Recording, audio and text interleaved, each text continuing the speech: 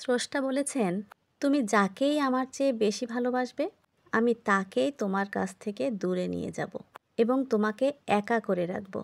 তিনি আরও বলেছেন, কখনো বলবে না আমি তাকে ছাড়া বাঁচব না, তবে আমি তাকে ছাড়াই তোমাকে বাঁচাবো এবং পেছনের অনুগত সব আবেগ কেড়ে নিয়ে তোমাকে দিব্যি সামনে নিয়ে যাব। তুমি কি দেখো না, ঋতুরাও বদলাতে থাকে, ছায়া দেয়া গাছের পাতাও যায় শুকিয়ে, ধৈর্য হারিয়ে যায়, কিন্তু তোমার স্রষ্টা ধৈর্যশীল ও পরম দয়ালু। সেই ঝরে যাওয়া পাতার ডাল থেকেই আবার সবুজ পাতা গজায়। তুমি কি দেখো না তোমার স্রষ্টার এই নিদর্শন, যে মানুষটাকে তুমি নিজের অংশ ভাবতে, সেই মানুষটাই একদিন অচেনা হয়ে যায়, তোমার মন ভেঙে যায়, এমনকি তোমার বন্ধুও শত্রুতে পরিণত হয়, আর শত্রুও খানিক সময় পরে পরিণত হয় বন্ধুতে।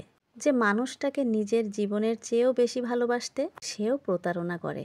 তবে তুমি কেন স্রষ্টা বিমুখ হয়ে মানুষকে ভরসা করো? অদ্ভুত এই পৃথিবী। যখন তুমি ভাবো এটা হবে না কখনো, কিন্তু পরক্ষণে সেটাই হয়। সেটাই হবার নয় কি?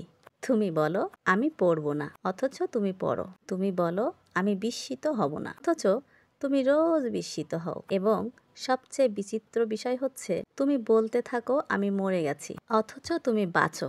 অথচ তুমি বেঁচে থাকো। তোমার স্রষ্টা তোমাকে বাঁচায়, তোমার স্রষ্টা তোমাকে বাঁচিয়ে রাখে।